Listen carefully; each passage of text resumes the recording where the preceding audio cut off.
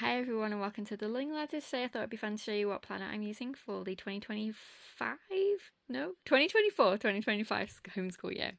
So I used a School Nest planner last year and I really loved it. I had the thicker one, the sage, same design, but it was a sage green colour, but it was massive in comparison to this one.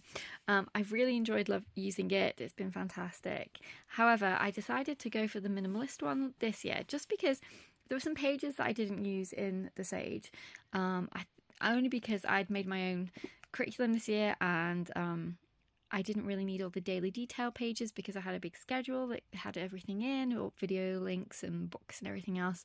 So that's why I didn't really use it. And I'm not 100% sure I would this year either. I think I am more of a minimalist planner. I like to, I don't know, just have a basic plan but be able to go off schedule if something more interesting comes up for us, or we go down the rabbit hole and so on. So I decided, as I said, to go for the minimalist planner. It looks beautiful though, and I actually prefer this background colour because I think it makes the image pop. So this is the 52-week undated. The other one was, I believe, 42 weeks because she'd had to cut a few pages in order for it to fit through with Amazon rules, and I know all about that because I've made my own books on Amazon and they are very particular about the layout and everything else and fitting it all in. So this is slightly different design, obviously, because it's minimalist. I haven't really looked through it yet, so you're looking through it with me as well. So there's the calendar and the field trip page at the top. We've got a blank page here. We've got attendance, classes, curriculum overview. So that's all very similar. Book list with the books at the bottom. I'm really going to try and get better this year at writing all the books you read in. I always forget, so I ended up having to not use loads of those pages because I kept them for books that we read but I forgot to write down. I really enjoyed the curriculum progress pages, so I'm definitely going to be using those again this year. And then I think it's pretty much the same design, so you get the months at the front, I assume. Yeah, month in review. So month at the front and then month in review. I didn't really use those much this year. I need to figure out a way to utilise those pages more next year. So let's just go to the first planning sheet. So you've got weekly overview, goals and notes, schedule, and then you've got your planning page. And this is the thing that I utilise the most. I did utilise this in a way, but not really as much as I could have. I definitely need to be a bit more creative with how I use these two pages. I've got a keyring on my phone and she always likes to pat it with her paw, which is not good for the camera. It shakes away. Anyway, so that's what that looks like, the schedule, and then the weekly plan. And you get the curriculum reflections and plans for next year pages as well. So this year I did decide to get the notebook. So this is 100 sheets graph paper, just in case I did decide to make a lot more notes this year than last year. So it is just pretty much graph paper. Looking at this though, I've just had a brainwave. I actually think I might get one of these for my daughter for Saxon because that's a really good size dot grid. Ah, yes, I think we did it last year. I just made my own graph pages and printed them off and bound them. But looking at that is perfect. I think I'm going to do that.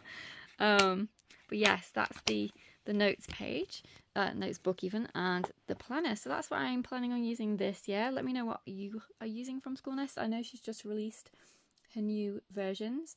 It looks beautiful. There's like a watercolor one, and then there's a minimalist planner as well. But I really do still love this design, so I just went for this one. It's really, really pretty.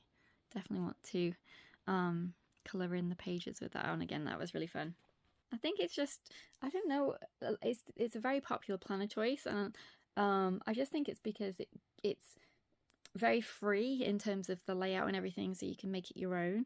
You can add washi if you fancy it. If you don't, you don't. I tended to add a ton of washi and things like that on my decorative pages at the front, rather than on a daily, weekly schedule basis, just for time really. I'm very busy, so you know, to sit there and take a chunk of time to just decorate my planner wasn't something that I could do on a weekly basis, but I really, really enjoyed setting up the pages at the front, and I'm definitely going to share those in a video again.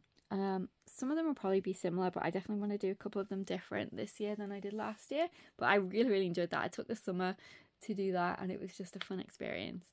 You know, sort of just be creative, and I'll show you what I'm talking about. So this is my, she's after my phone again.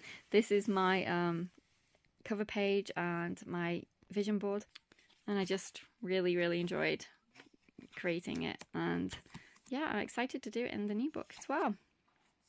So let me know if you've got any layout suggestions that you really enjoyed doing yourself last year.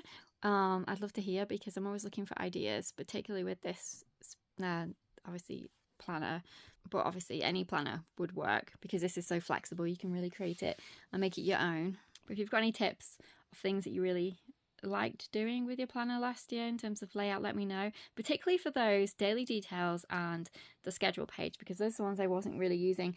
I think the daily details, you could just grid it for subjects and make it, because obviously on the weekly page you've got a reasonably small box. It's ample, but you know, it's not the most large box, so you could, I guess, do that. So you could use that as an extended weekly plan, I guess, and just fill in your videos and your books and lists and everything else that you want to include that week. So that's an option.